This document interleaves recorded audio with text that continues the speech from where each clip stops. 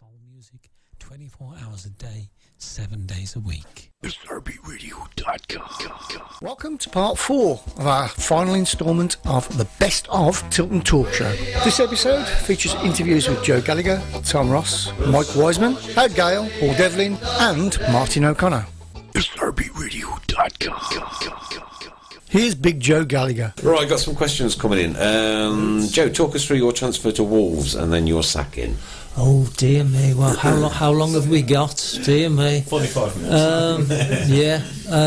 Well, during one of the midweeks before the start of the season, I think it all started where Jim Smith called me into his office at the training ground, and said that Wolverhampton Wanderers are interested in signing you. And I said, oh right, okay. And I think how did you feel at that time then? Well, yeah, it was a bit of a shock, a culture shock type thing. Because you've been with Blues 10 years at this point. You were captain at 19. Yes, and Jim called me into the office and he said, you and I have to meet John Barnwell and John Richards at the Holiday Inn in Birmingham.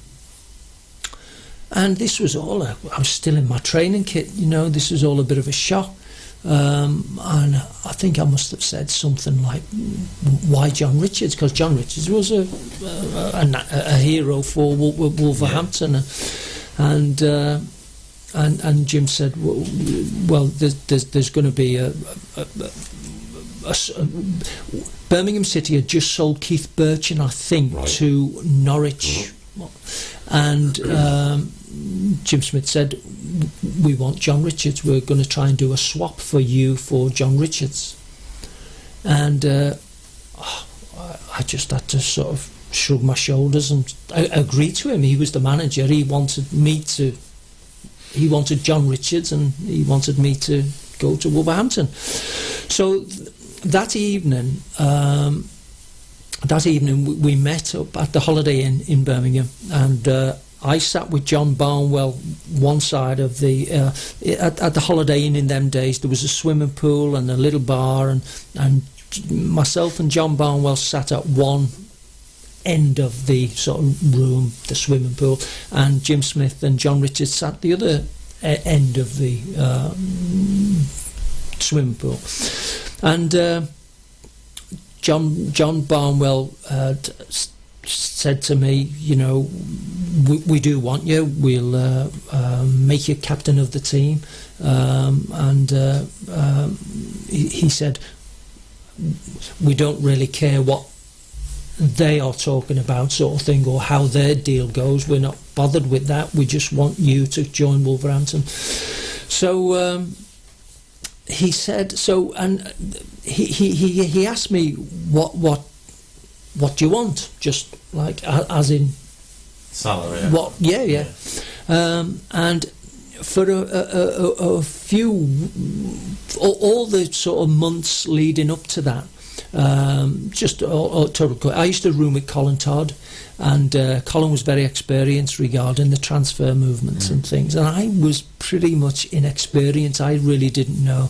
And Colin said, ask for this, ask for that, demand this, demand that, ask for this, ask for that, get yourself a car, get yourself solicitors' fees, get yourself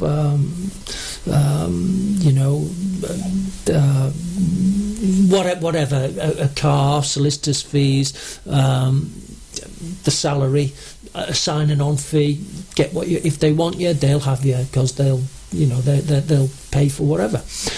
So I sort of reeled off what I wanted from John Barnwell, and John Barnwell said straight away, you can have it.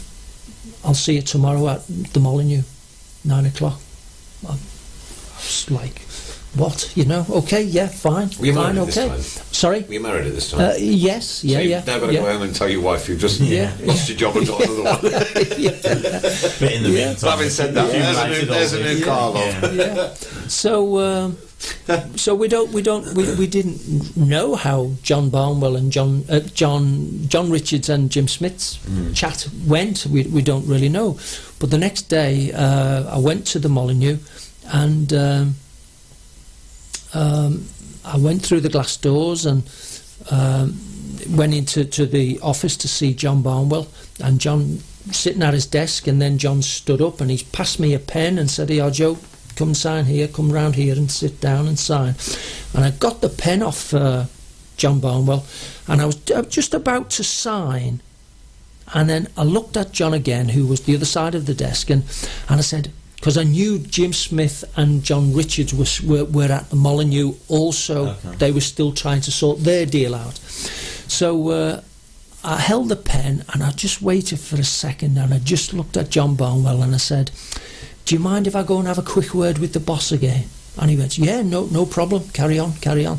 So I put the pen down, I went down the corridor to see Jim Smith, and I went into a little room and where Jim was, and I said, "Boss," I said, "I don't want to come to Wolverhampton." I said, "I want to stay at Birmingham City." And he said, "Joe," he said, "we need the money for you. We need whatever is going. We need John Richards to come to. We need a centre forward." Because in Birmingham City's philosophy, I think they had young Pat Van Den Hauer coming through as a centre half, and they'd sold their centre forward to Norwich, I think it was. So they needed a centre forward. So and Jim just said, "I'm sorry, Joe, but we need John Richards, you know. So you've got to come here, really, you know." So I just went, "Okay, fine." And with that, I walked back up the corridor, thinking, "Well, yeah, Birmingham City don't want me now." So I went in and just signed, and that really was the meat of what it was all about. In the end, I think John Richards' deal never matured, never worked out, and but my deal was okay to go to Wolverhampton. Thoroughly enjoyed it. Was there for a short 18 months before, as you say, before I got the sack.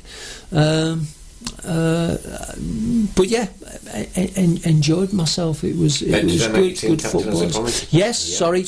So this was the Thursday. This was the Wednesday night that we'd spoken in the hotel, and after me talking and saying to John what I wanted to come to the football club, and he said, "Yes, we'll also make you captain on Saturday." And the Saturday was the first game of the season at home to Liverpool, and Wolverhampton won 1-0. A goal by Mickey. I can't remember Mick's surname. Yeah. Anyway, so it was a good. We had the good start, but as the months wore on,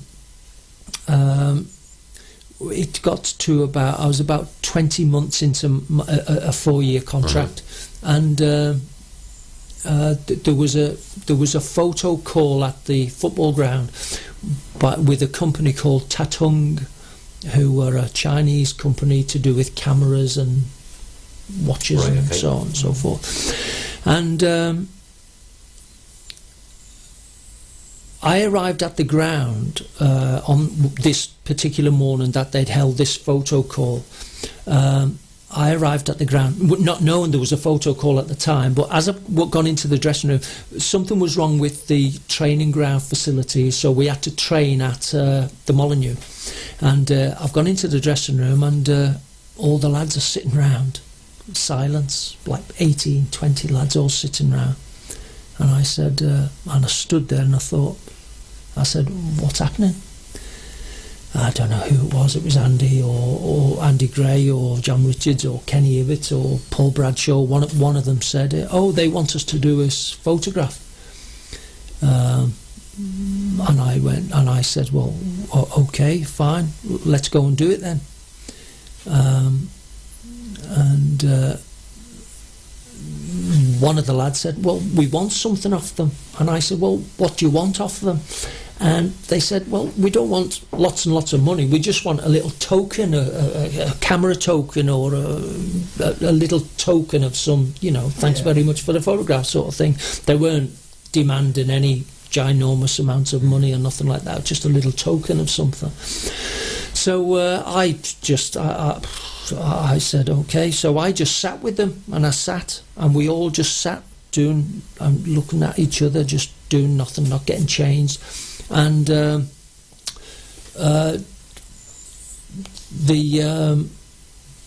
Derek Dugan came in, and Derek was the sort of acting chairman at the time, and Derek went round each player individually and really had a go at them, from the goalkeeper Paul Bradshaw to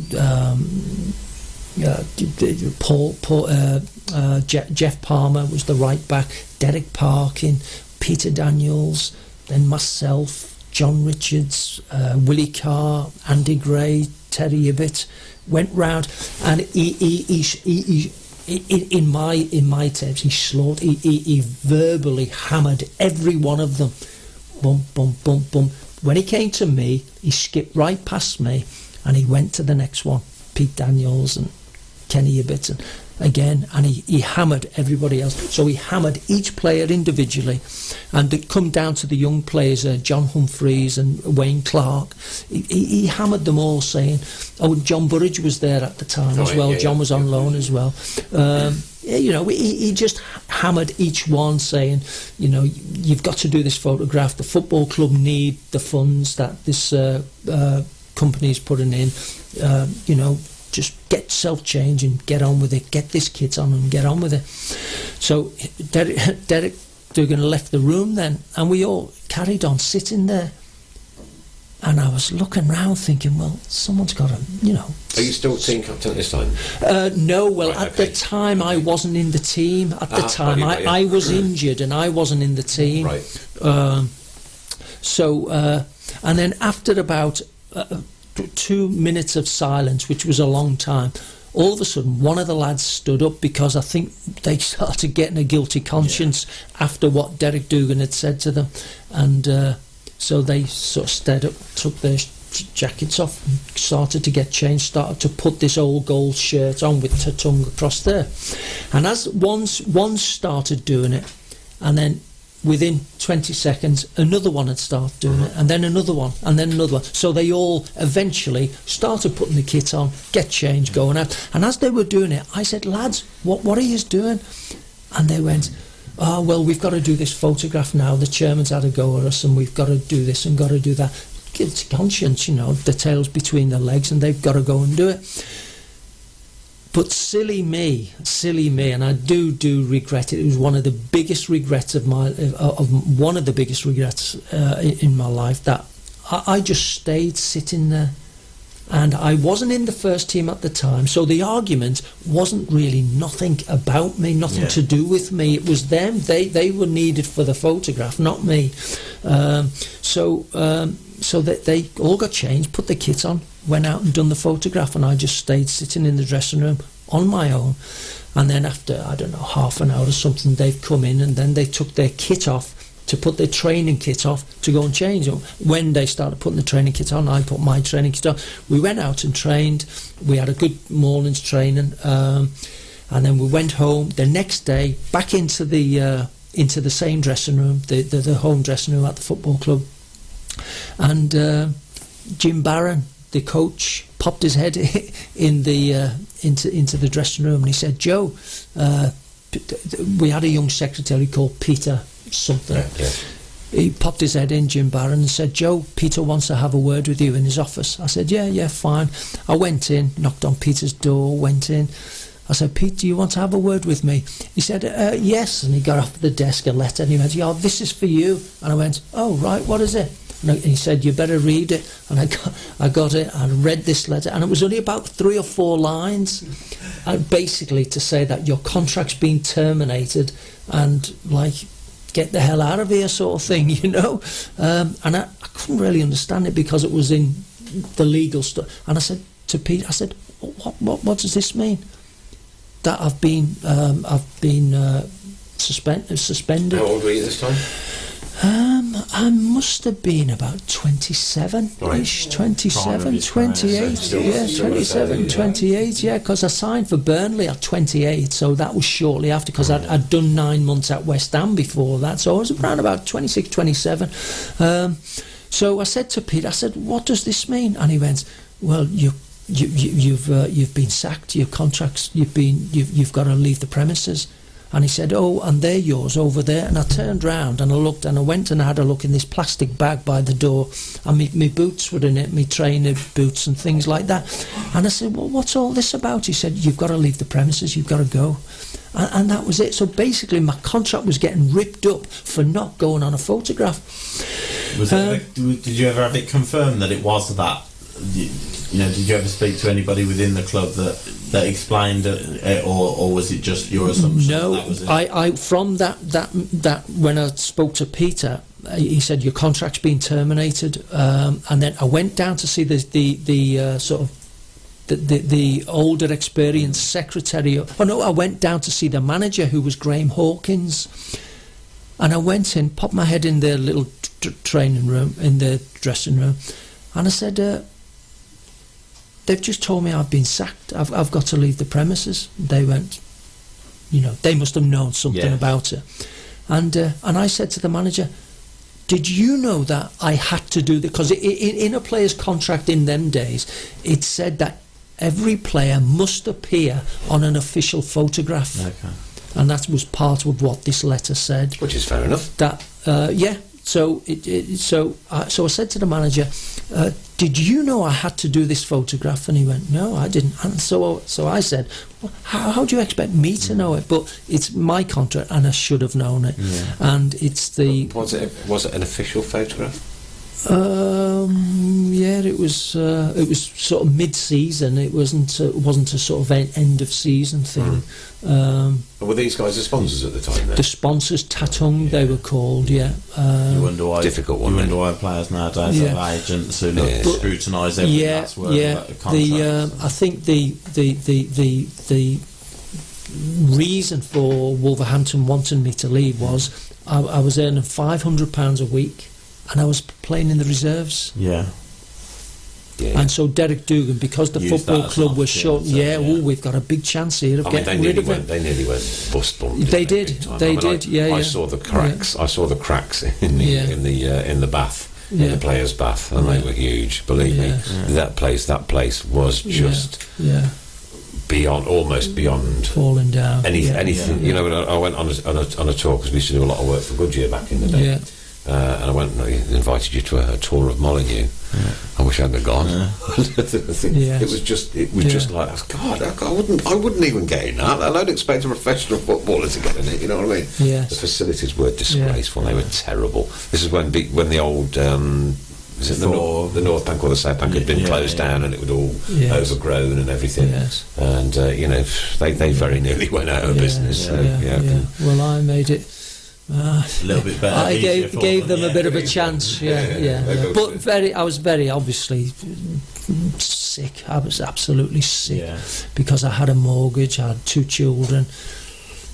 Bills needed to be paid, and I was slowly realising, well, where am I going to get my salary from? You fight through painful. That, But I just thought, it was an issue that had materialised, and I walked into it, and sort of I must have been a bit stubborn not to get changed like the rest of the guys and go out and do the photograph done. It's something I regret, and I'm sorry to all Wolverhampton and the football club for the trouble I caused. But we move on. Yeah. We move on. Yes. So what was it after Wolves then? Wolves, I was all footballers, all players. I'm sure they all think the same. That when something like that happened to me, I thought to myself, well, somebody will come and sign me. Somebody will come and sign me. I wasn't being big-headed or nothing, but I just thought, I was confident that somebody will come and want to sign me. But the weeks rolled on, the days rolled on. It got to about a fortnight later, then I received a phone call from John Lyle down at West Ham, and I answered the phone. He said, "Hello, is that Joe? This is John Lyle." And I thought it was one of the lads taking the mickey. And I went, "Oh yeah, come on, who is it? Who is it?" And he went, No, it's John Lyle. It's John Lyle. I said, oh, okay. I said, hello. He said, I've heard you've had a bit of trouble over at Wolverhampton. We'd like you to come and sign for West Ham. Can I come up and see you? And I said, yeah, of course you can, you know. I told him he asked me where I lived. I told him my address. And within 2 hours, himself and Eddie Bailey, who was an old scout for Tottenham in the day, and then I think he was a bit of a scout for West Ham as well. Within 2 hours, they were both on my doorstep. Much to the relief of your wife and kids. Well, yes, yeah. And so that's how I ended up down at West Ham, yeah. A few questions coming in. Do you think players today would cope with the pitches you used to play on in the 70s? That's from Chris Redding. Do I think players today would cope with the pitches that you used to play on in the 70s? I'm sure they did. I'm sure they would have done. They'd have found it, you know, pretty boggy and muddy and things. We used to watch Star Soccer. Yes, Right, okay. And it would just be a mud bath. Yes, you know, Derby County's ground, the baseball ground. Yeah, the game would go on. Absolutely. Well, do you remember the time I was watching Match of the Day, and one of the teams, probably Derby, had a penalty. But the referee couldn't find the penalty spot. Yes, so a guy had to run on with a bucket of paint, and with the paintbrush they had to paint a penalty That's proper spot. Football, mate. Yeah. Proper football. You've missed out. All you youngsters, you've missed out. But the ability that some of the players have today, I'm sure they would have managed it, but would have found it tough. Here's Tom Ross. As I said in my introductory notes, or read, or whatever you want to call it, is that we had a truly wonderful megastar in our midst tonight, ladies and gentlemen. Think about that, didn't you? You think of the right words then. Do you know, sometimes when you get lost for words, words kind of just go. Welcome, the one and only Mr. Tom Ross. Tom Ross, ladies and gents. My ex-wives don't find hard work finding good words for me. Does she know you're here? All of them do. Stop. All my memories are not commentating. No. My memories are as a fan. As a fan. Because my dad took me, and we used to go into the cop right at the bottom. He'd put me down on the wall. You probably with stood my mate next to me Connie quite a Walsh. few times back in the day. And I'm a lot older than you. And he would go. He doesn't look, he does he? And he would go and stay with his mate at the back. Yeah. And every week I took my boots in case they were short. It was amazing. Did you ever get a game? Stupid, no, stupid. But my point is that was there. Then as I got a bit, apart from when it was European games and my mum liked to go. European games, that sounds well, doesn't it? The Intercities Fair Cup. Then we'd stand in the family stand, which was the railway end at the very bottom, the paddock it was called. But when I got a bit older, I wanted to go with my mates, didn't I? So I was at Tilton. I was one of the lads of the Tilton, just to the left of the goal. That's actually our theme tune. We are the lads to the Tilton. And, the Colin Phillips combo did the song. We are the lads from the Tilton. And he's a great lad, Colin, as well. Big blue nose. I don't know whether he's still alive. I'd love to get him in there, actually. I don't know whether he's still alive. He must be. We use his. The B side was the Birmingham Blues. Yes. And we are the lads from the Tilton. And I was a Tilton lad. And when I got the job doing the tannoy announcing in the centre box, I mean, it's lovely box sandwiches. I hated it. So I'd do the team news at 5-3 and run round to stand with my mates on the Tilton, then run back at half time and run back again for the second half. Again, it could only be a Birmingham City fan that absolutely. It was great because I don't know. You're kind of the Barry Fry of broadcasting, aren't you? You would remember in those days they had they only had 3 speakers. And they were where the tunnel is now, you know, in that corner. They were like great big round ones. Big round ones. Yes, I remember them. So yeah. if you were on the Tilton corner, you know, you couldn't hear anything. But if you were that side, where the speakers were, you were deafened. I was getting people moaning they couldn't hear and people moaning they were deafened. If I remember, they were white. Yeah. Great big long tubes on the back of them. Old-fashioned. The only thing missing was the dog sitting beneath it. That was the only thing missing. But I love doing that as well. I love doing that stuff. And, you know... So how did you get introduced into doing that then? Well, it's funny. It's quite funny. I was, in a previous life, my company had sponsored a game at the Blues. And I met Trevor Francis because he was the man of the match, and I decided he was going to be man of the match, whether he had a bad game or whether he was sub or whether he was injured. He was going to be man of the match because I wanted to meet Trevor Francis, and I got on great with him. He wasn't playing. I know.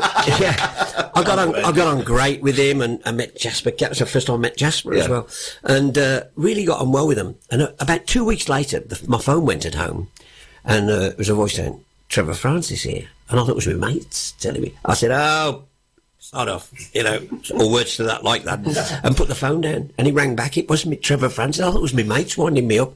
And he said, "Come over to my place," because he knew I loved music. And we started to swap up records. And he put a word in with the commercial director, Jeff Greaves, who was the commercial director at the time.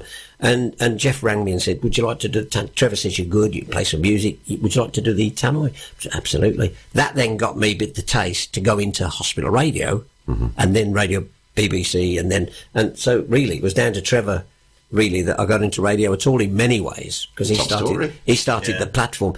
Although when I was offered full time and I'd got to give up work, it was Jasper and Gary Newbon that said, "So what was you doing dream." At that time then? Well, it's been a checkered career. I started off in the electrical wholesale industry when I left school, and then eventually in that, I was general manager at a couple of places. I went and started for City Electrical Factors. I opened up their Scottish operation. Right.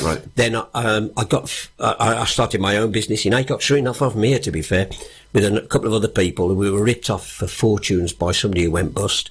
So then I thought, I had enough. I'm getting out of this business. And then I went to work for a company called Dun & Bradstreet, one of the largest companies in the world. And I ended up as national sales manager, based in London, living in Birmingham, travelled every day, so I didn't want to live there. Into the city. So I had big jobs, and I gave up that to come and work full-time in radio, and took a 66% drop in salary to follow my dream. Best decision I ever made. When it is a dream, that's what you've got to do. Best decision. I mean, I made that up eventually, but it was a big decision at the time, because, the ex wasn't too happy about me giving up. My mum, first thing she said, "When are you going to get a proper job?" That was it. But it was the best decision I ever made, and here I am 36 years later and still doing it and still loving it. SRBRadio.com. And a tin bath, fire, outside loo. Remember it well. That's how I grew up. And Chris has still got them, really. It's just the tin bath and, the gas mantles. It's still in your living room, aren't they, kids? So that's where I grew up. I went in Summer Lane, which is off Summer Lane, between Summer Lane and Newtown Row, Villa Park territory, to be fair. And I went to St Chad's School, which was 99.999% recurring villa. There was me and my mate Cornelius Walsh, who were blues. So I got beat up regularly when I was younger in cause for the cause. But so that's how I grew up. But I wanted to get that down, because I get angry as well. These days it's all about material things. It's all about gadgets and iPods and everything. We didn't have that. We didn't have anything like that. None of my mates had anything. I had to have free boots from from the mail. Free boots because, Mum and Dad were both out of work at the time. And I wanted to show people, don't let that put you off. I had a light bulb changing moment when I was very young. I ended up in the cells at Bridge Street West Police Station, and it was from there on that my old man taught me in our chat afterwards. He was a tough-nosed Glaswegian who never had a car, never owned a house, never had the proverbial pot. But he taught me to, live my life by my standards, not anybody else's. So I don't care what you guys do. I'm living my life by my standards. Secondly, he said, never be afraid to pick your wages up. In other words, work hard. And 3, don't let anybody take the pee. And that's how I've lived my life. That's exactly how I've lived my life. Okay, going back to some more of these questions then. Sorry about that. I do ramble. You didn't invite me, it's your fault. It's the other side of Tom Ross that we didn't know, you know what I mean? And that's great to know. Yeah. But there's been a bit of fun going around on the social media today. And how much do you hate the Villa on a scale of 1 to 10? 10 being hate them as much as I do, and 1 being you like them. Well, let me put it, it's a good question, actually, because I don't hate anybody. I think you can be passionate about your country, you can be passionate about your club without hating every other club. Because of my job, I've had, I've become friends with people like Roberto Di Matteo, John Gregory, some of the players. I've become friends with them, and they've been good to me. So when Blues play them, I want Blues to win. Absolutely. And if somebody said, one of my overriding moments is the Carling Cup quarter-final. Yeah. And, of course, the 1963 League Cup final, which I was at, which I wagged off school to get down and see and beat them. Good bumps again. Mike So, but I don't. But I think hate's a dreadful word. It is a dreadful word. There's too much hate. It was asked like I know, that, but there's too much hate in the world anyway. Yeah. That doesn't mean that. But I have to say, if I was sitting at home with nothing to do on a Saturday, I wouldn't go to Villa Park because it isn't what I do. But if Blues were playing in a non-league game at Kidderminster, I'd go there. Right. But I think if you spoke to Villa fans, they'd say exactly the same. So I have no issue. But John Gregory, and we have great banter. When you have a good relationship with opposition fans, you have great banter. Me and Taylor's Taylor's a massive Villa fan, and he's from Small East, by the way, which something needs to be done about that. His pictures up at the Emerald Club. I can't believe it. So I had that wonderful banter with John Gregory to this day. Don't call me Tom, Blue Nose. And I love it. I love that. And he says, for example, I'll tell you a little story. When they played Chelsea in the most boring FA Cup final ever, Villa. You remember? 1990. 2000. Dreadful cup final. Yeah. But I was covering that game, and I was walking across the Wembley concourse the day before, because that was a Sunday. The day before, Blues had been beaten 4-0. It might have been Oxford, but they'd been beaten 4-0. And I'm walking across the concourse, and the phone goes. It's John Gregory, and he goes, "Rossi, I've got all the lads are in. I hear Southgate shouting things and all the lads shouting things. They said, can you play them a record on BRMB for the lads before?" I said, "Of course we will." He said, "We'd like anything by UB 4-0. And that was the banter, and I loved it. I love that because I've give plenty out, let me tell you. Oh, yeah. I've give plenty out. But I love all that. So when you say hate, no. Yes, no, all right, okay, that point is taken. What's it like commentating on the Villa and having to be professional about it? Professional. I'm professional. That's it. I'm professional. Yeah. But I'm professional. But when you're watching a game, and whether I'm watching West Brom or anybody, I'm watching the game and my head's on professional mode, and you do what you do. Nothing. And I have, some of the Blues fans have said to me, "Listen, you sound like a Villa fan," and okay, I take that as a compliment professionally. Right, okay. My mum hasn't spoken to me since, but no, but that's the way it is. But when it comes to Blues, raw emotion takes over. And it does takes over my whole everything about it. It's just I can't explain it. And people say, "Well, talk us through it." Like the goal at the Millennium. Now there's the banter I'm talking. There's the banter I'm talking about. I was at Blues the other night for Cardiff, and in the press room as ex-Blue Nose. Andy Legg, remember the long throw? Andy Legg, he was doing it for BBC Wales. Doing it for BBC Wales in Welsh was Ewan Roberts. He's a great pal of mine, Ewan. So I go, every time I see him there, I go, "Ewan, come here. Let's have a chat about the Millennium and the playoff." And he gets ratty with me, but we have that banter because it was brilliant. But that moment when Darren Carter scored is just awesome. Carter, with this kick, could put Birmingham City into the Premiership. Come on, Darren. Come on. He puts the ball on the spot. The young teenager, the England under-19 international, puts the ball on the spot. Come on, Darren. Come on, Darren. Come on. Here he comes. He does. Yes! Yes! We're in the Premiership, Rossi! We're back! Yes! The Blues fans are celebrating like you wouldn't believe.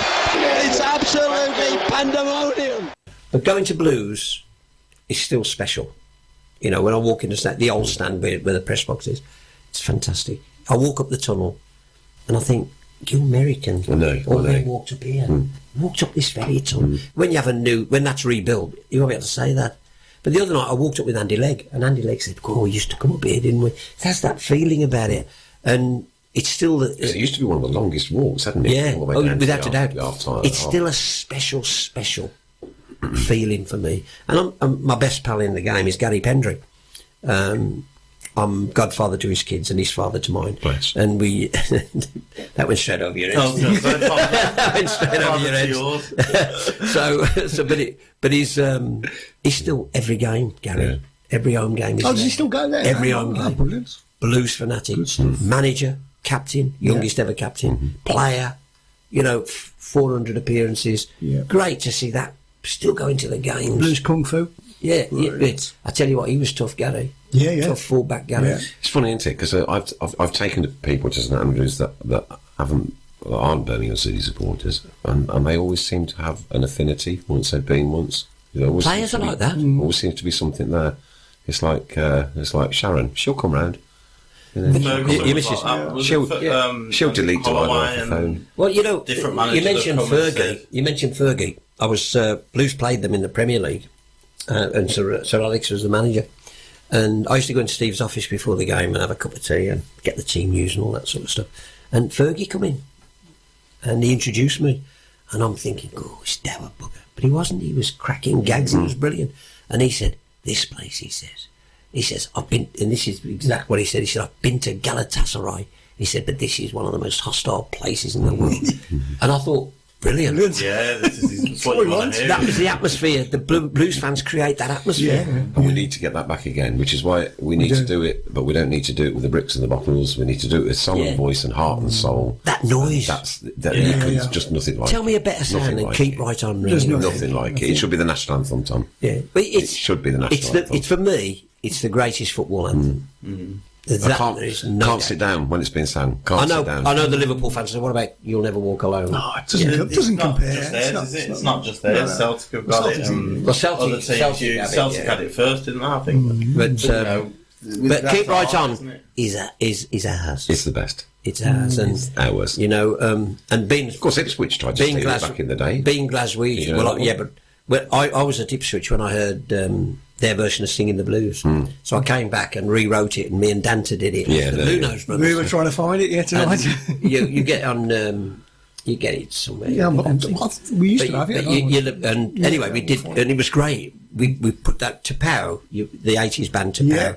Rogers, he produced Dance and I doing that down in Newport.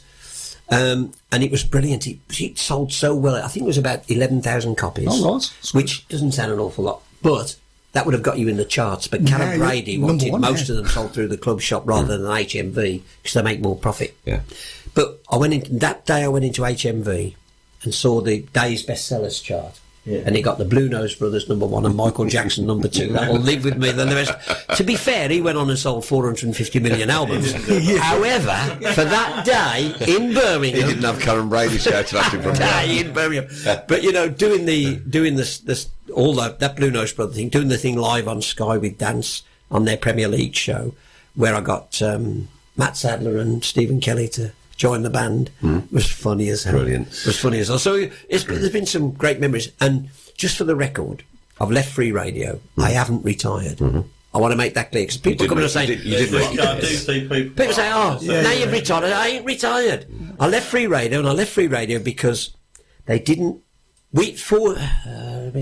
4 seasons ago, our audience survey figures, right, were the best on a Saturday afternoon of any radio station on this planet. We beat Radio 5, TalkSport, Radio 2, Radio 1, all of them, everybody. In fact, our local BBCs were 2.5, nearly 3 times more. Right? My reward, took it off. Which is like, because it cost again, you see, making more profit. And we went on to AM, and that was always a struggle for me. But then they made, from doing it, then the following year, we're only going to do so much. And the following year, which was not this season, just gone, but the one before, you can only do so many games. And then last year, we're not doing any. But you can sit in the studio like you used to in 1970 odd with Butler and just read out the scores. No way. It's not me. I want to be live at football. Yeah. So what's next for Tom then? So, I decided then to wait until Bauer took over, the new owners recently. And I thought, let's see if it changes. And when it didn't, I decided to go. And they've been brilliant with me. I've got to be honest. They've been absolutely brilliant with me. And I'm still doing work for them. I'm still doing all the bulletins and stuff and all the team news for Free Radio. But I'm doing TalkSport on a Saturday. But there's other things happening as I speak. So watch this space. No problem at all. But listen, I've had the best job in the world. I ain't going to come. It ain't hard work, is it, going to a football match? Yeah. It can be. The Blues fan. Oh, it can be. So that's it. But it's been the best life of it, anybody. And I had the glory days in radio, by the way, as well.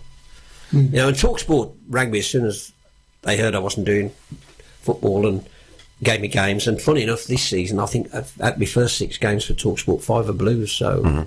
So it's just... You see Dan still at all? Yeah, I still see Dan. Yeah, say hello to him. He's been in as well. Yes, he told me. He's top lad. He's a great lad, Dan. Classic show that was. From my hometown, I used to deliver newspapers to his mum and dad when I was a child. Did you? There you go. Well, Isn't it a small world? It's weird, isn't it? Because Dan's nicknamed the Ross Academy. He invented this phrase, the Ross Academy, like him, Jim Proudfoot, Ian Crocker, Nigel Pearson, all these came through. Mark Bolton, all came through. Jack Woodward, who went to do Villa ATV, all came through what he called the Ross Academy. I can get on again. How's that keep happening? They all get on apart from me.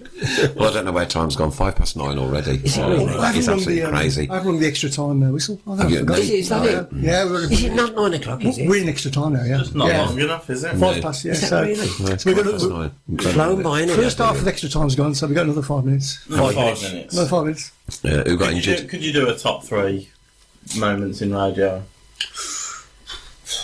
Let's put him on the spot. I think top 3 moments in radio for me was doing my first game on BRMB, which was Blues away at Stoke in 1981, 0-0. And I came back, I thought I'd done a great job. I was really pleased with it. And the next day we're playing the BRMB team. I was asked to play for them at Tally-Ho, and I walked in preening myself. I'd done a great job. And Butler went, "That's the best you can do. You can sod off back to BBC." That was it. Hey, he made me realise. The other guy didn't mince his words. But when you think about it now, he was making sure I didn't get carried away, and I realised I've got to work even harder. And that's real good management. So that was one moment for me. I think the radiothon that I did when I was breakfast show presenter on, I did the breakfast show for 14 years, and I did the radiothon, just my own idea. I decided after the tsunami I wanted to do something, and I said I'm going to do this radiothon, get all my mates in, Steve Bruce, all the lads from the pop groups and John, all come in and do half an hour with me, and you can pledge for a song and we'll play it. And my target was £5,000. I raised £147,000 on AM, not on FM. The whole FM Capital Network, the whole country raised $500,000, and I raised 147 of that, which was totally amazing. I was blown away with the generosity of people. Steve Bruce came in with a big envelope that the players had put a load of dough in. Amazing, absolutely amazing. That will live with me a long, long time. When you think of how much money that is, 147 grand. So that was one. And I think radio moments, I can't think of, every moment I've been on air I've loved, but certainly I think the Carling Cup final winning goal will stay with me, that moment. Just and the see Barry Ferguson clipping Koscielny around the head and going, "Thanks, pal." I just Koscielny just took it though, didn't and I he? think what made it sweeter was that they'd arranged for their injured player to pick up the trophy, and I loved it. I loved it. It was sad though. The only downside of that day for me was the fact that the Arsenal fans had just disappeared as soon as the final whistle went. You know what? I didn't care. No, I know. Do you know, I'll tell you what else I did like. For me, that day, standing there with all 3 of my boys, right? And it's hard for me to get them all 3 together. My son Luke stood outside St Andrews for 14 and a half hours in a light jacket. And it was peeing down the rain for his ticket. And he got amazing.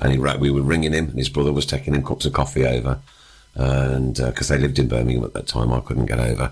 But to go and witness that moment with my 3 lads, who I've passed the Birmingham City gene on to. Well, fans are what it's about, isn't it? Yeah. Not radio presenters, not about fans. Yeah. Fans and footballers is what the game's about. And I remember doing a West Brom against Derby in the playoff final at Wembley. And Albion got beat. And I'm telling you now, before the fans had got down Wembley Way, some of the players are doing interviews with us about, I've got to think about my future because I want to play in the Premier League. And Albion fans are crying on the terraces, and I'm thinking, is that what the game's about? And one Albion fan, I called him last man standing, nobody in the ground apart from him and the Derby fans at the other end. And he's waving his Albion flag and his own. And I thought that was a wonderful moment. And one day a woman's come to BRMB, and knocked the door, and she went, speak to Tom. And she only worked across the road in Lee Longlands. She said, I've come to see you because I wrote about it in the Mail. And she said, that was my husband. And I said, oh, brilliant, I've got to meet him. So I met him, and sadly he passed away not too long afterwards. But he summed up exactly what fans are about while the players were talking about moving on to better things. Something of what the footballers are about. And fans, because with us, it's lifelong, it's in your blood. You know, we don't come for we don't have you don't get a 4-year contract as a Blues fan. You get a lifetime contract, and that's the difference. Well, on my epitaph, it'll say, the game's gone, and now I have. SRBRadio.com. We were very lucky in 2016 to have not one but two legends in the Tilton Talk studio, Paul Devlin and Mike Wiseman. You know, not like the old car park going in the car. Well, I remember my first day when I saw Barry Fry. Let me tell you, Washdills was a lot different then.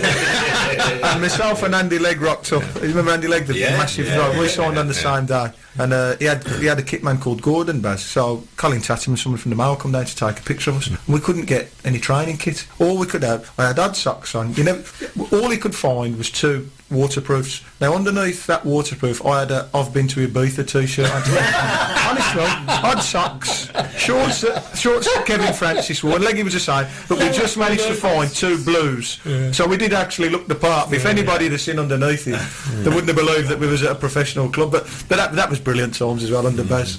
Personal one for Dev. Best goal you scored?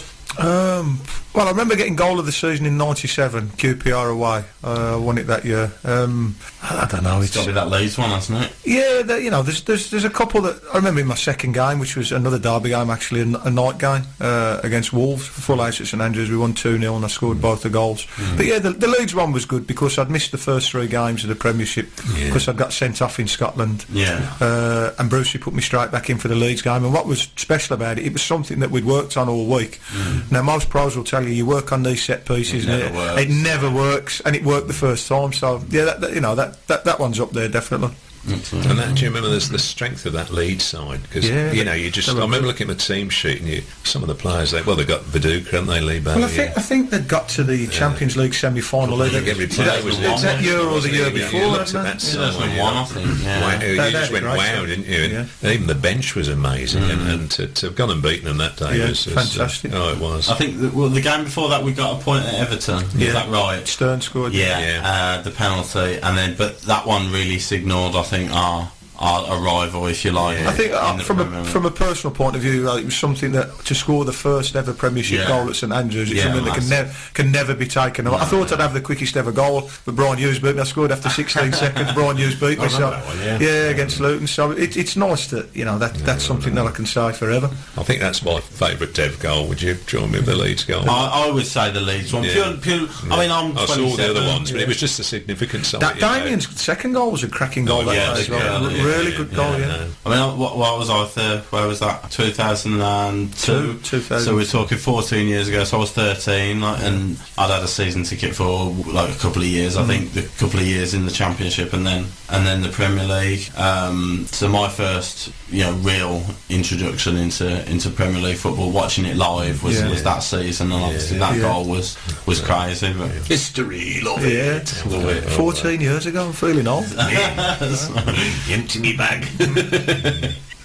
A couple of people have mentioned thoughts on possible new ground, whether you'd be keen on it or any developments on such, or... I'd never really thought of it. I know there was talk when obviously Karen and David Sullivan were about relocating up to the NEC and that. I think that would have killed it off. I personally would just like to see our ground, the last little bit that needs developed. I know obviously it's a lot easier said than done, but it's St Andrews. I wouldn't want to go. You look at the troubles West Ham have had. And it's all well and good looking in the flash new stadium, but sometimes home is home, isn't it? I walk into St Andrews and I have to prevent myself from crying every time I walk in the football ground. I genuinely mean walk up. And a lot of times you have to present yourself from crying. I'm always crying when you go out of it. Always crying when I go out. Up to where, because I remember the old cop that my dad used to take me. My very first game against Newcastle. always look down, bless him, he's not here anymore. But that's my ritual. That's what I do every single. Yeah. I think it'd be just lovely to replicate the cop stand with the old main stand to make a horseshoe. And we get it up to about. We got all the drawings done. I think the one thing about 36,000, probably a bit about right. I think. You know, what I like about the ground as well, it's a lot of the new grounds now are really far away from the pitch. You lose something at St Andrews. It's still not miles away. Even the developed part of the ground is still quite close, which makes a massive difference. I mentioned West Ham. That's exactly the same with West Ham. The Berlin was very close, wasn't it? It was intimidating, wasn't it? Spurs have got the same because Spurs was very close. White Hart Lane's very close to the pitch, and whether they're going to have similar issues as well. But just a quick one for Mike. What is the best thing that you think the Wiseman family have done for Blues? Oh, that's a good question. I think my granddad did a sterling job. He was involved, but I think probably my dad, when he held the fort after the Q-Mars, and I don't want to really criticise the Q-Mars because they just had dreadful bad luck. But we had this about 6-month period when we were in a real mess, and they just disappeared. So what was a bit sad was we didn't have couldn't even contact them, so we had to remove them all as directors. We appointed, my dad was obviously on the board, Alan Jones, who was the secretary, Bill Caldwell, who was the chief scout, Terry Cooper, the manager, went on. And we couldn't even sign a cheque. We had to you can imagine the mess that was, trying to sort that out with the bank. But we did, and we existed, and even we had a couple of Anglo-Italian games to fulfil, and that was, how we got through that was a nightmare. The Battle of Verona. We were speaking about that last week. But we managed to do that, and then the other really lovely story was Paul Pesky-Solido, because we had what we called the True Blue Club, and we just needed something to uplift, and anyhow, I'm trying to think of the name of the Terry Cooper's scout.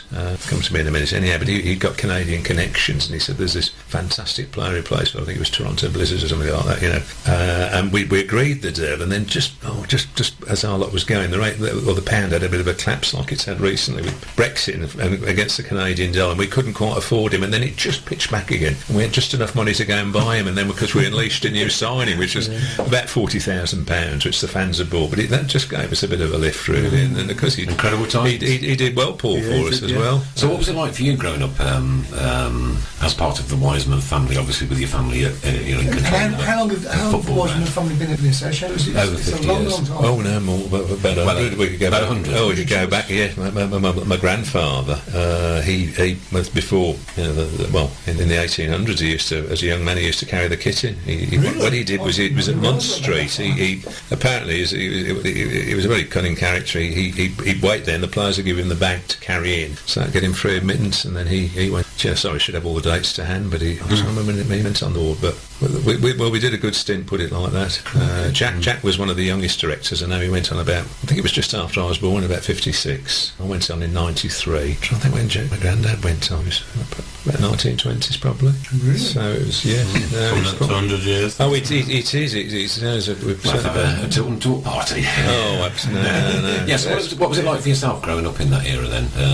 Because you wouldn't have been very old, like so back in the 70s. You were I was born in 55, so yes. So knowing like that your family were involved in football back in the 60s, it's quite exciting, isn't it? Really, and that my luck was obviously keen. Followed in the family tradition by being a keen fan, but was.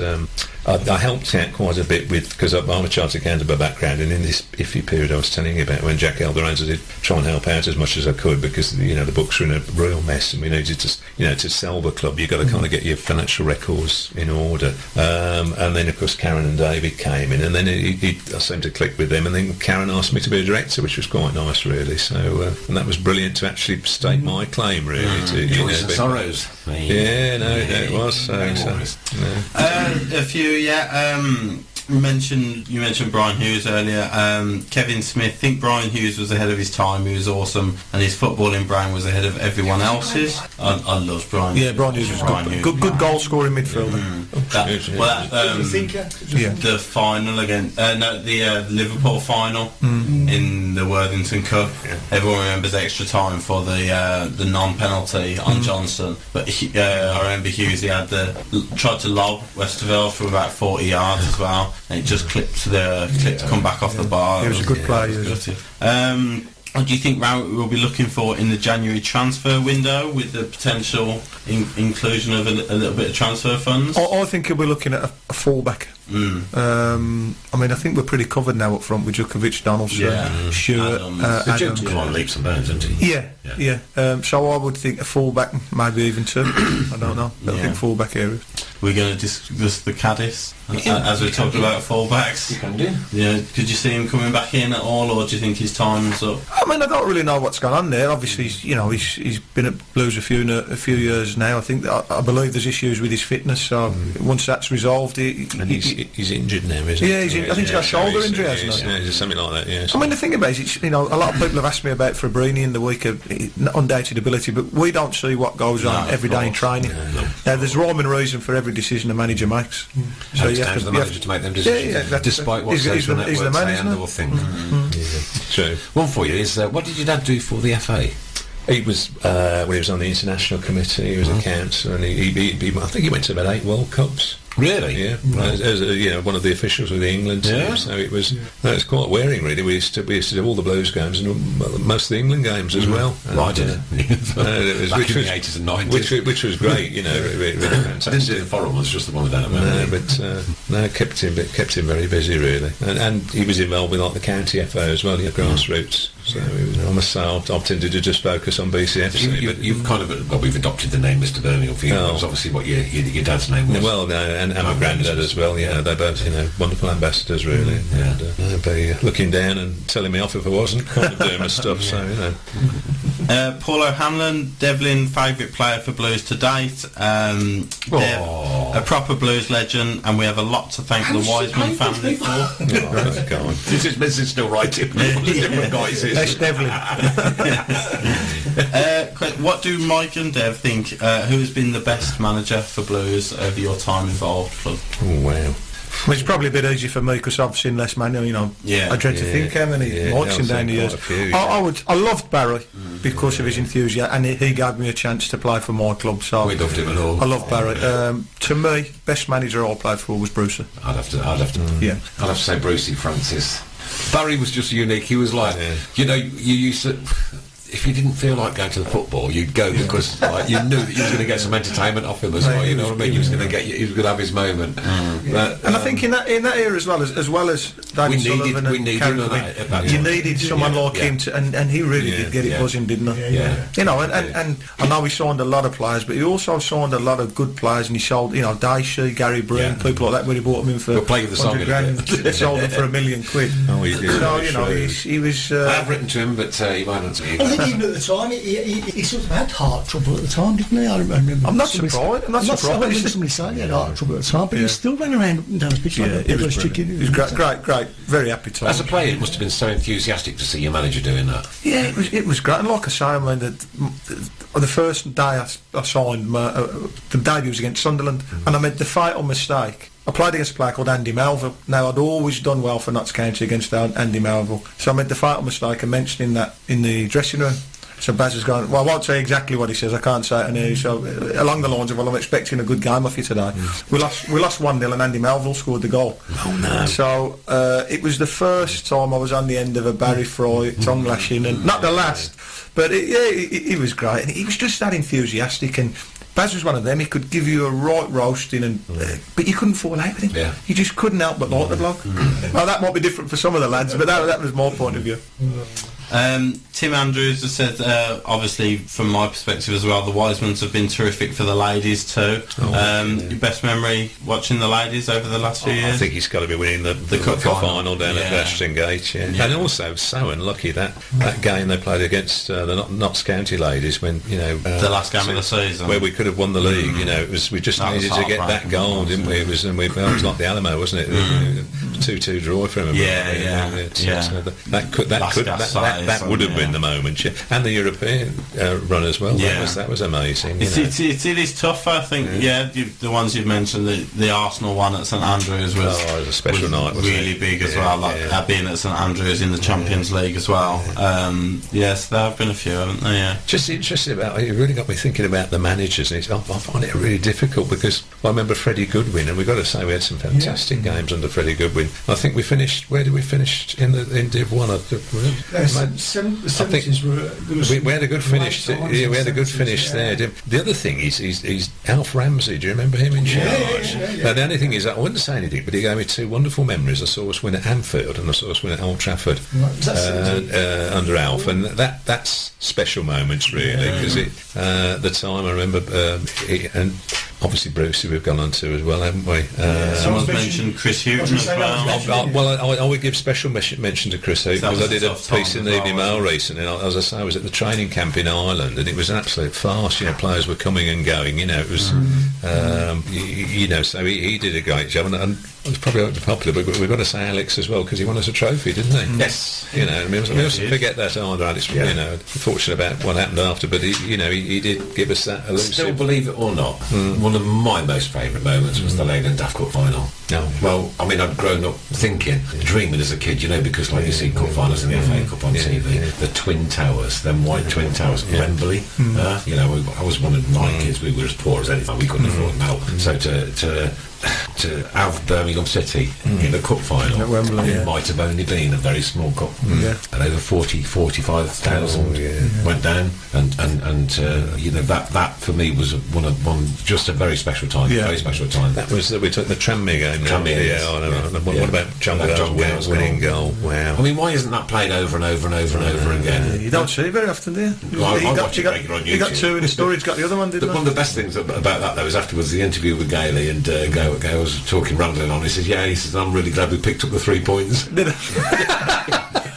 I bet no one pulled him up on it though. Have a look at it. That was another sad story, really, because Lou Macari, when you think he went off to Stoke, and we rescued him, because if you remember, Did he take us to Wembley in 96? The first game he was manager, and if you remember, he'd had all this problem at West Ham. Was it Betting or something like that? He'd been suspended and everything, so his career was on a nosedive.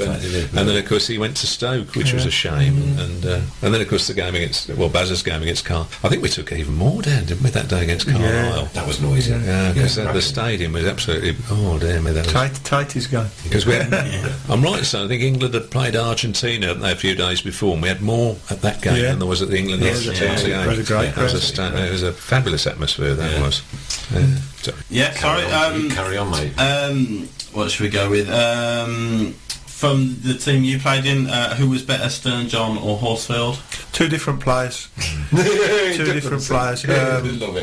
Both done really well. Neither of them had any pace, but Stern was a lot more skillful. They played that the Cruyff goal at West Ham. That was amazing. Stern had loads of ability, and to be fair to Horse was a battering ram. Horse he wouldn't give anything up. The period where Christoph came in, I know Christoph did really well, but alongside Jeff, Horse did everything that Christoph didn't do, which was basically run around and tackle.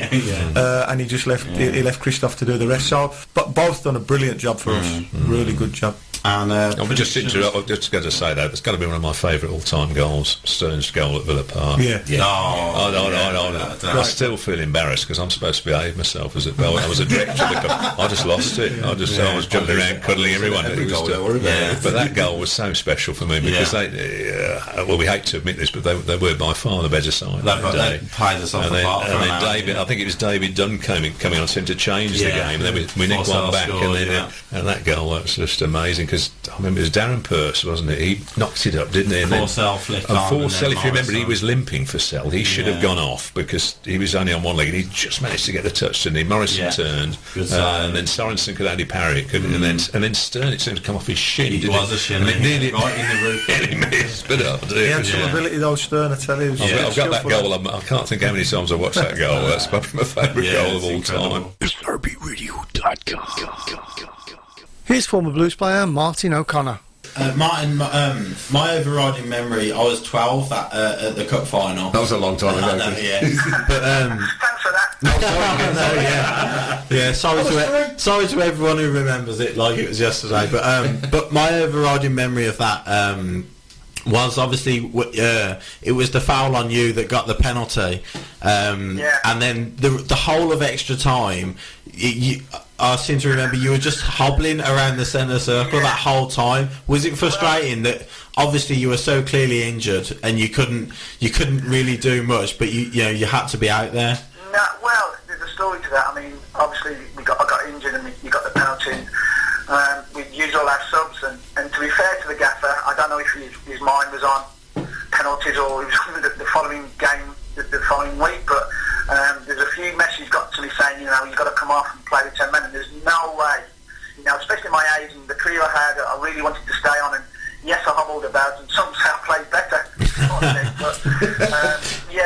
times where nobody would have took me off, nobody would have dragged me off. It was one of those I was staying on just to be a nuisance more than anything, I suppose. So it was one of those occasions where I started my heart to rule my head, but you know, it was a one and only chance for me to do something in my career and play in the final. I was going to do the best I could and see it take to the end.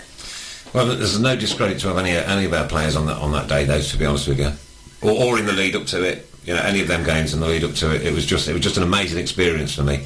Yeah, I mean, you know, we as I said at the time, we didn't really have any prima donnas as such.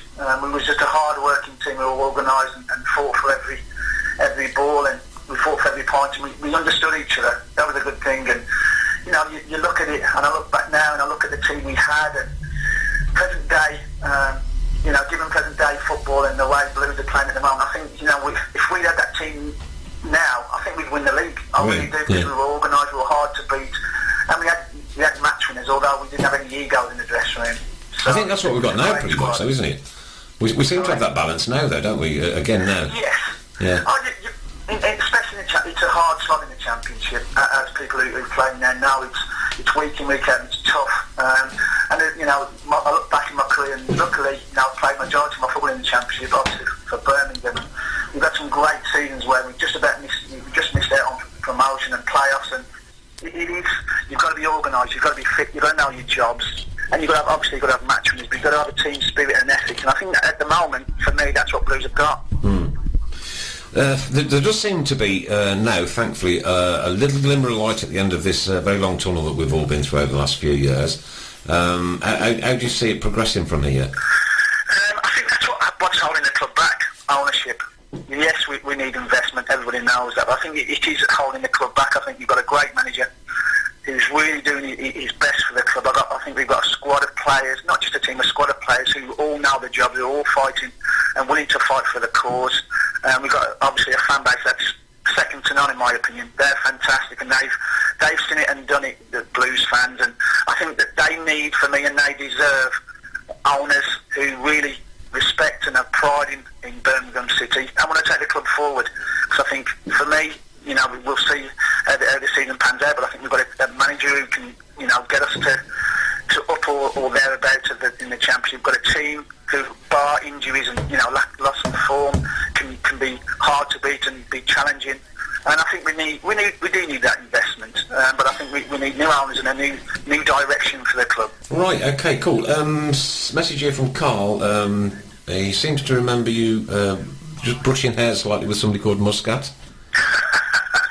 Kevin Muscat, who is he now? I can't remember him. Who was he? I don't know.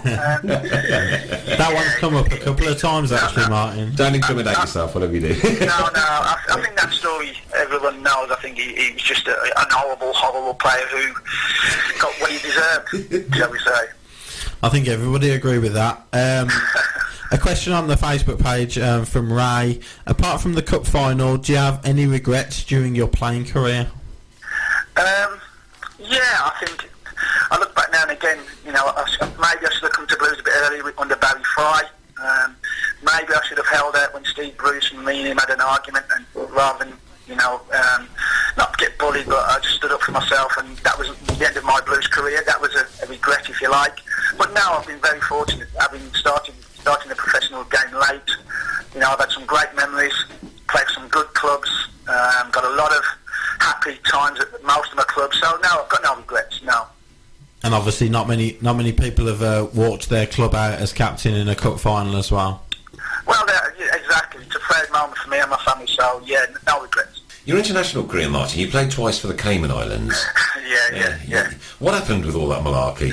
Oh, it was great. And our friends at FIFA. Oh, the rum punch was fantastic, and, you know, you get flown out business class today.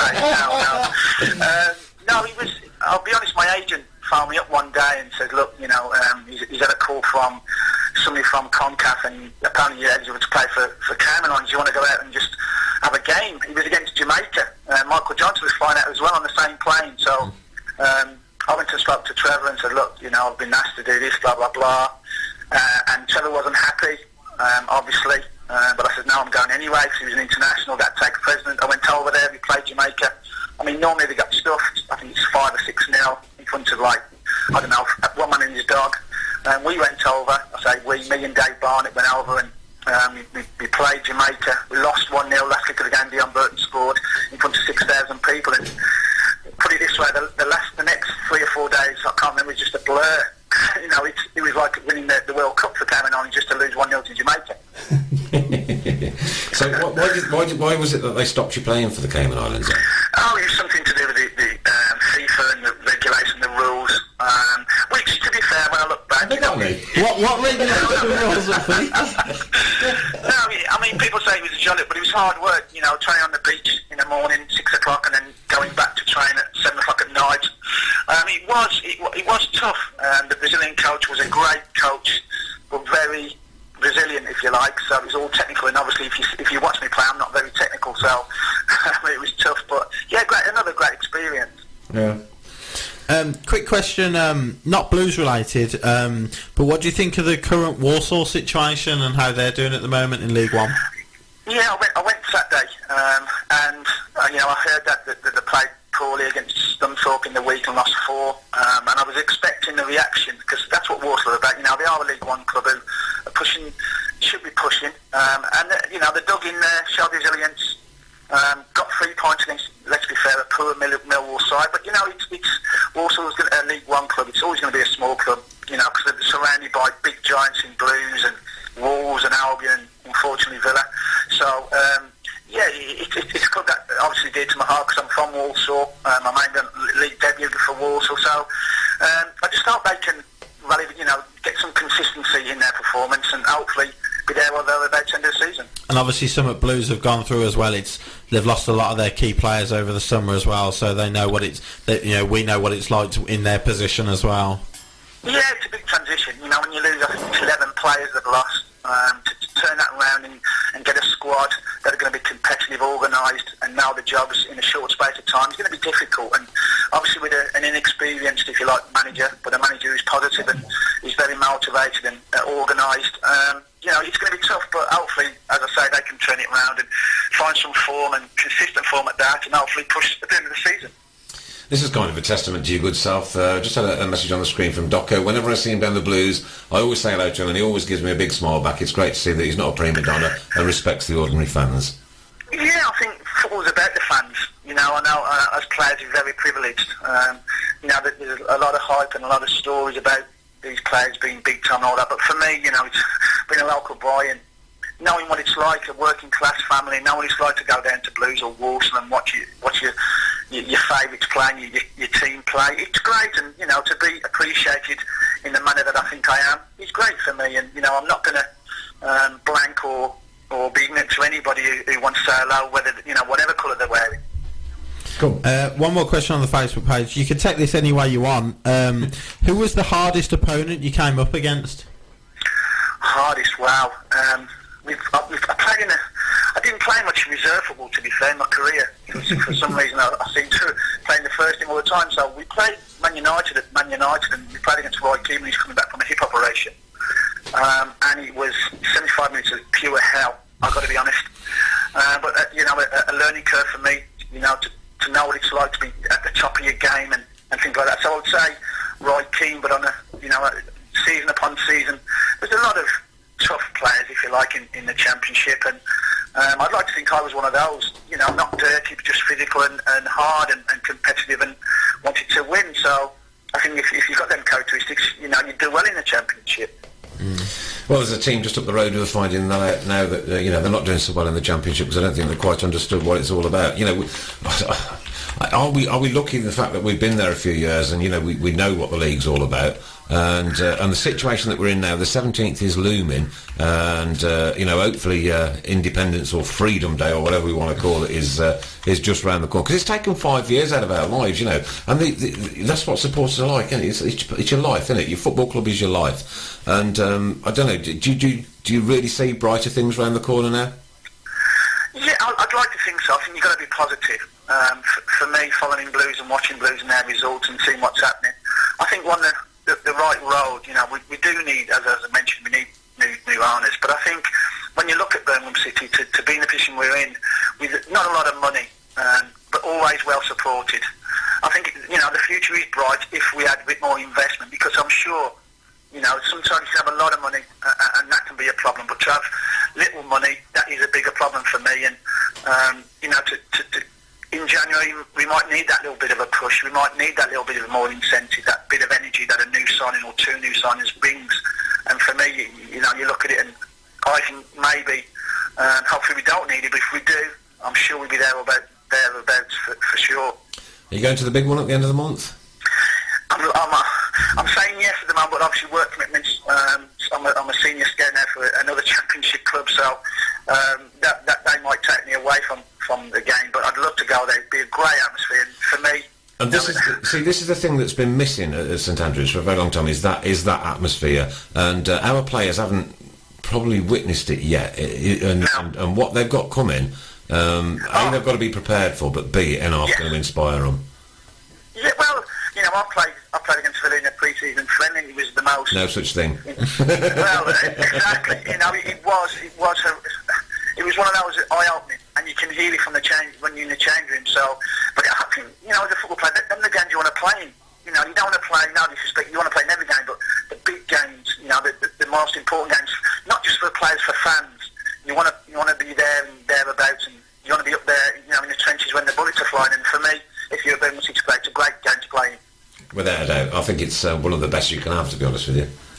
Yeah, I mean, you know, you look back and you think, right, we played against Villa, and whether it be home or away, we turn them over. And I think, you know, you can look back and it's for the fans. I think that game, both games, home and away, are for fans. Obviously, you just missed out on the ones at the start of our Premier League campaign, the ones. But your point about, you know, I think you would have fit in really well there, because I think that the sort of thing that won it for us was you know, we did win that midfield battle, and I think that's key in derbies like that. And at the moment with them, you know, they're not playing many midfielders at the moment. They seem to be relying on their strikers, whereas we have got that balance, which I think gives me a lot of optimism for the derby. Definitely, you know, I think the derby you have to play with your head. I can remember, you know, playing against Albion and the likes of Richard Sneakers and Appleton and all these players, and yeah, there was pretty cool. But I think you look forward to playing against these type of players. You look forward to playing against those kind of clubs, because you're just down the road. And the Blues for their derby, you know, it's a fantastic occasion. I've been fortunate to go to a couple of games, especially at Blues, and been great atmospheres and great nights. And you know, I think you have to play with your head, but you also have to play with your heart. And you know, it's not just for 3 points, although you know it is, but you know it's for the fans and bragging rights the next day and for the weeks and months and years to come. So I think it's one of those that you go down fighting rather than, you know, in a whimper. Yeah. And it is for years to come. It is. You know, I remember all my Villa derbies. The very first one my dad ever took me to. Wow, my goodness me, I was just like awestruck. It was just unreal. Nothing like it. Beautiful. I can't wait. Yeah. Can't wait. Yeah, I think when, you know, being a winner, when somebody's down, you've got to knock them down and keep them down. And I think, you know, at the moment they're going through a transition, shall we say, and turmoil. And for me, it's about Birmingham City. It ain't about Aston Villa. You know, we need 3 points, massive 3 points, and you know, we can not just the gap. It's looking up rather than looking down. And I think, you know, a good performance, a strong performance, can win the day. How many Villa derbies did you play in, Martin? Sorry? How many Villa derbies did you play in? I only played in one. Just the one? As I say, in the pre-season friendly, it was an occasion, shall we say. It was an occasion. Where was that at? It was at St Andrews. Right, okay. Yeah, I remember the occasion. Chris got another question for you. From Tom Richardson, obviously we're talking about the derby with Villa, but who would you rather have beaten in a Blues side, Wolves or West Brom? Sorry, Chris, can you say that again, please, mate? Yeah, sorry. Obviously, we're talking about the derby with Villa, but the question was, who would you rather beat in a Blues team, Wolves or West Brom? It'd probably be Wolves, because a few of my mates are Wolves fans, I'm going to be honest. Because, again, it's bragging rights, isn't it? It's bragging rights. And, again, big clubs, Albion and Wolves, but for me, if I had to pick one out of the two, it would be Wolverhampton Wanderers, yeah. I applaud that. You'll have my votes any day of the week. So what's next for Martin O'Connor then? Obviously to continue with my academy. It's going well at the moment. How many guys have you got in there? We've got nearly 40 guys in there. Yeah, so we're doing well. Would you like 3 more? Sorry? Would you like 3 more? Yes. Yes. Well, You know, we've got... there's myself. Right, I've had more surgery. No, sorry, I've had more you're surgery. too old now. You're too old. You're too old. There's Chris Pugh who couldn't laugh for the world, and Chris Brown fell over and broke his glasses today anyway. But we make a motley crew at least. Right. Okay. Well, I've got a few of those anyway. So yeah, you've been good company. No, just enjoying my life. You know, I'm happy doing what I'm doing. I'm out watching games, scouting for his championship club, match reports and play reports, and obviously the academy. So yeah, I'm happy. Good, excellent. And are you looking forward to the Blues getting promoted this year then? It'd be great. And do you think it will happen? Do you think it could happen? I think it could happen. Yeah, I think it could happen. But again, it's, if we can avoid, you know, making changes to our squad, and maybe, like I say, a bit of investment and maybe some new faces in January. Yeah. Well, you've worn the T-shirt, you've done there, you've had the joys, and I'm sure you've had the sorrows too. Here's another former Blues player, Howard Gale. Ladies and gents, an absolute pleasure to introduce to you a legend of the past, and I say of the past in a tongue-in-cheek kind of way, the one and only Mr. Howard Gale. Good evening. Good evening, gents. You can cut that legend stuff out as well.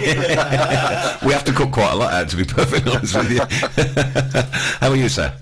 I'm fine, thank you, and thanks for having me on. Well, no, it's an absolute pleasure. I actually thought you were going to make the journey down from Liverpool and come sit with us for a couple of hours, but hey, maybe next time. Yeah, well, as I say, I'm down there over the next couple of months, so I'll pop in. Yeah, do that. You'll always be welcome. Always be welcome. Right, Howard, got a book out? Yeah, it's been a long time in the making. It took us 6 years to put it together, and... Why so long? Well, through different things again, with other work commitments, and the guy who wrote it, Simon Hughes, again, he's changed jobs from working from the club, from working for the Telegraph, to now working with a big company called the Room. So yeah, it's been a long time in the making, but I'm sure again that when people get the chance to read it, it'll be a worthwhile read. Superb. Why the title, 61 Minutes in Munich? As I say, my claim to fame at Liverpool was I came on in a European Cup semi-final, or a Champions League semi-final for Liverpool in 1981, and I came on for Kenny Dalglish, and I made history because I was the first sub to be substituted. I came on, I think it was after 17 minutes, and I was taken off just before the end of the game, and I say it was for 61 minutes, but for those 61 minutes, I made a huge impact on the game, and we were able to get out today with a 1-1 draw, and went on to beat Real Madrid in the final in Palace. It must be an amazing feeling taking part in something like that. It is, again, as I say, that's what you play football for, and for me, again, as I say, Liverpool were my team growing up, and I was able to live the dream and being able to play for them, and I could only wish that I didn't play any more games. Again, I only played 5 games in total in the 5 years that I was there, but I'd made a mark in the club's history, so I suppose it was a proud moment for me. Yeah, and again, it must be nice having that written in stone, so to speak, and nobody can change the past there, can they? Yeah, well, and on top of that, again, I've got a Champions League medal as well to prove it. But some players again go through football and they don't achieve anything, and I was fortunate to be able to do such with, as I say, with my home club Liverpool. Where do you keep that medal? I don't know what it's in storage. It's all right, we're not going to come up and rob you. I know, but yeah, it's in storage, and it's with all my other memorabilia. I've got a under-21s Euro Championship medal again, and I gained that actually while I was playing for Birmingham. Yeah, and what was it like playing under the reins of Mr. Paisley? It was a strange. I wouldn't say it was strange in the fact that I didn't know him, but Bob was a strange type of person, and he wasn't a man of words, and he didn't come across as somebody who was articulate when talking about football, but he knew the game in and out, and his stewardship came up under the great Bill Shankly, and he had a good team behind him with Joe Fagan, Ronnie Moran, Roy Evans. So it was instilled within the club, and I got in there just as the juggernaut was starting to roll. A very successful manager, wasn't he? Pardon me. Yes, he was, and he. I don't really think that he's received the recognition for what he achieved as a manager of Liverpool. And again, you see other people who were given gongs and awards and the acclaim for much less than what Bob achieved. And as I say, he kept things simple. They never fixed what wasn't broken, and they had a format and a way of playing which a lot of teams have adopted today with an expansive game of pass and move. You picked your early struggles through life in and around. Was it Toxteth?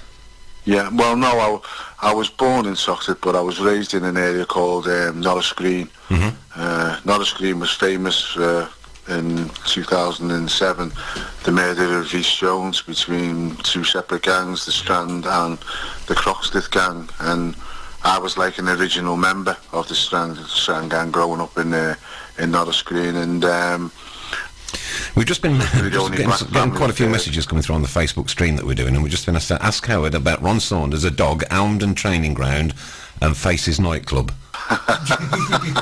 you needn't answer if you don't want to. Yeah, you've only got me on for 10 minutes, isn't it? Another time then. Yeah. Again, as I say, Ron was a great manager. Bought into his philosophy as soon as I met him. And he had a philosophy: everybody outside this club is them and us. Myself, Blakey, Oppie, TC, Big Mick Harford, Mick Halsall, Kevin Broadhurst, again, Pat Van, Mark Dent. We all bought into some names there.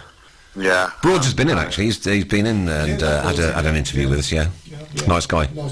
Yeah, so again, we had a them and us and everybody outside of the club, and I think because of the way Ron was with the media and anybody outside of the club, is that he was always under attack. He was a shrewd man. Again, he kept himself below the radar, but what he did is, again, he came after his players, and we had the media and lads from the press again following us around and reporting on what we were doing, and I'm sure, again, Ron had his spies in town as well, because he always knew what we were up to. As soon as we got into work, he'd be able to tell us where we'd been and what times we'd been there, and we'd be amazed in how we got this information in such a short space of time. But again, as I say, he knew his players, and he always said to us, again, I don't mind the fact that you go out and you have a drink and that you're enjoying yourself, just as long as that you make sure that you're doing it on the pitch. And he always spoke about the support and our commitment to the supporters, and to be fair, again, as I say, Birmingham had a huge fan base, and I remember again the first time he came into what was the old First Division, and he came to Anfield.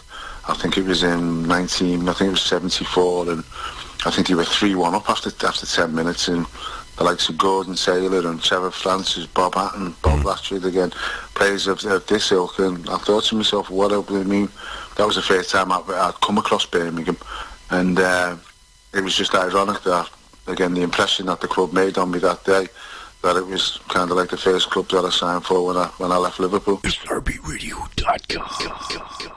Many thanks for listening to part 4 and the final part of Tilton Talk. We'll leave the last word with Carol Butcher. Good night.